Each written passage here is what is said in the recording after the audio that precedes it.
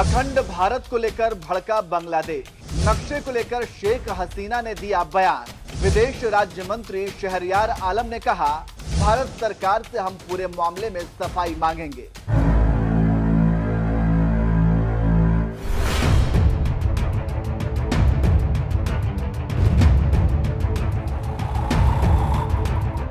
नमस्कार, मैं नियाज खान और आप देख रहे हैं एनएमएफ न्यूज। भारत ने अपनी नई संसद का उद्घाटन किया, फिर एक नक्शे को लेकर विवाद हो गया।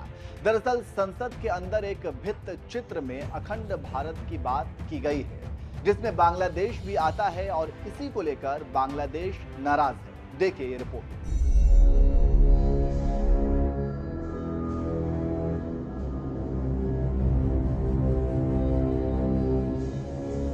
पिछले दिनों 28 मई को संसद का उद्घाटन हुआ और इसको लेकर खूब चर्चा हुई। इसी भारतीय संसद में अखंड भारत का नक्शा मिला।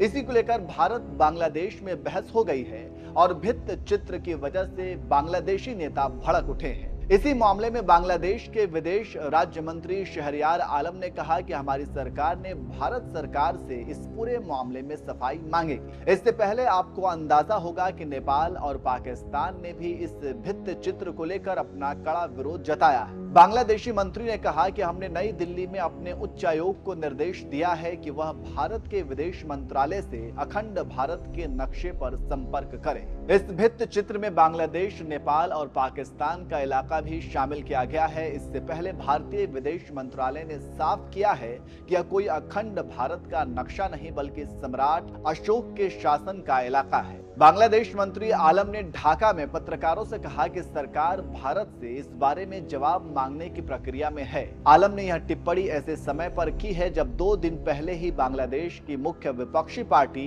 बीएनपी ने इस भित्त चित्र को बांग्लादेश की स्वतंत्रता और संप्रभुता को खतरा करार दिया था। मंत्री आलम ने कहा कि इस नक्शे को लेकर व्यापक स्तर पर गुस्सा है। इससे समझ सकते हैं कि क्यों बांग्लादेश नाराज है और इसका कारण क्या है।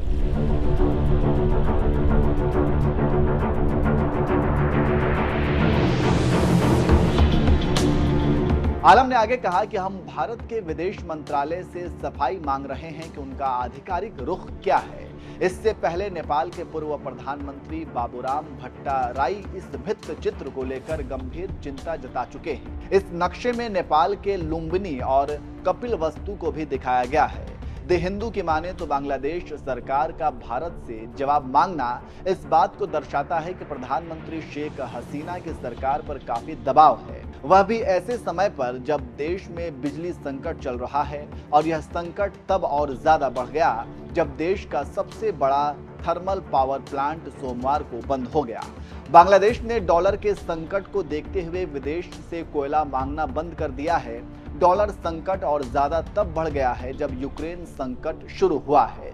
इसके अलावा बांग्लादेश की अर्थव्यवस्था आयात पर निर्भर करती है, लेकिन आजकल अर्थव्यवस्था नीचे जा रही है। इसी कारण बांग्लादेश परेशान है और ऊपर से नक्शा विवाद। बांग्लादेश इस मुद्दे को बढ़ाना नहीं चाहता था। इसी कारण हसीना सरकार ने मामले को तूल नहीं देते हुए भारत से जवाब मांग दिया, जिसके एवज में भारत ने बांग्लादेश की शंका को दूर कर दिया और अपने जवाब में कहा कि यह नक्शा है जो अशोक के समय का है, बस और कुछ नहीं है, और न ही बांग्लादेश को कब्जा करने का इरादा है। फिर जाकर बांग्लादेशी मंत्री ने भारतीय विदेश मंत्रालय के बयान से सहमति जताई और माना कि यह भित्त चित्र राजनीतिक वास्तविकता को नहीं बल्कि सांस्कृतिक विस्तार को दिखाता है। इससे आप समझ सकते हैं कि क्या हुआ था और अब कैसे मामले को समझा गया है।